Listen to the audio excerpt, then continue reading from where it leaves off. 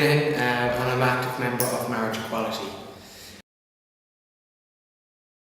I first came out, I just turned 17. I was a bit confused beforehand. I had girlfriends and stuff like that, but something just didn't feel right. And when I was 17, a friend of mine who was out, he was around the same age as me, he wanted to go to his first gay social outing, part of the Dundalk Outcomers, but it was going to be held up in Drogheda. So he asked me to go along for moral support. We were very close friends. So I said, yeah, I'll go along. Just broken up with a girlfriend, I was very depressed, so I said, yeah, I'll go along. So we both went to the West Court Hotel, the function room at the back, and through a friend of my friends, basically, Barry was there. He was also there on his first gay social outing, and I got very drunk, very romantically, and basically I made the move, and I asked him out to dance, and our first dance was horny, and very romantically, and yeah, and that was 12 and a half years ago, and we've been with each other ever since. Well, to me, I have a lot of straight friends. I have a lot of gay friends, but I have a lot of straight friends. And to me, I was lucky enough to have found Barry very young. We grew up together. So the fact that we were gay never really had to define us as a label.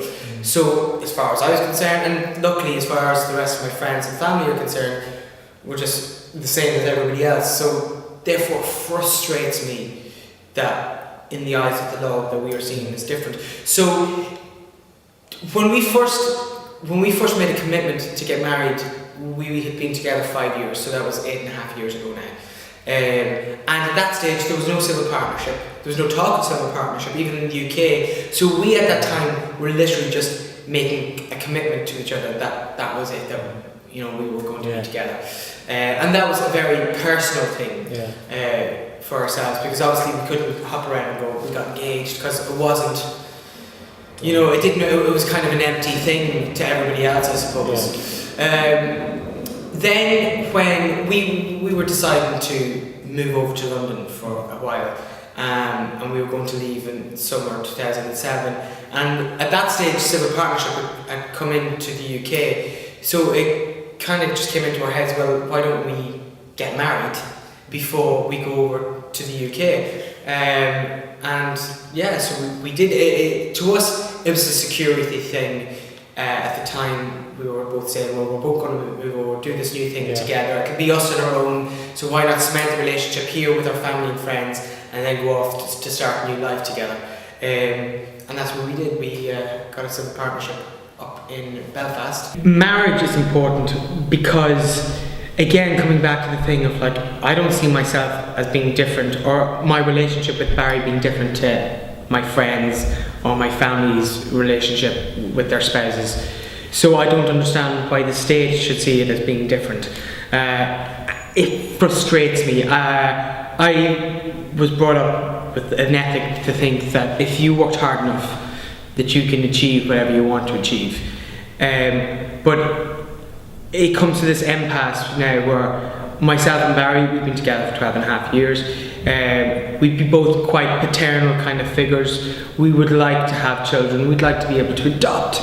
And that to us is the main driving factor of having the protection of marriage and the recognition of marriage, because obviously you can't adopt here in Ireland unless you're a married couple or a single person.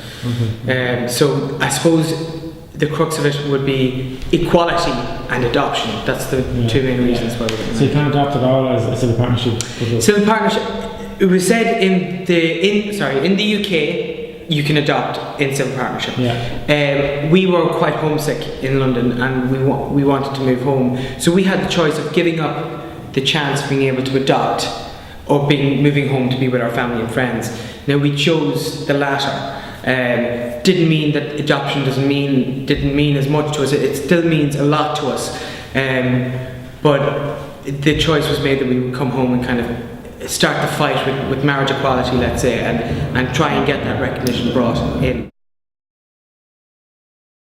So basically, in civil terms, I don't see why our relationship should be recognised as being something different or something other in the eyes of the government, when, as far as I'm concerned, anybody that I've encountered, my family, my friends, or any people I've really encountered in the last 12 and a half years, luckily I've never encountered any prejudice from them, really, any homophobia. They've never really had a problem with the relationship that myself and Barry have. We live in a quiet estate in a terraced house, a lot of older people living around as older families.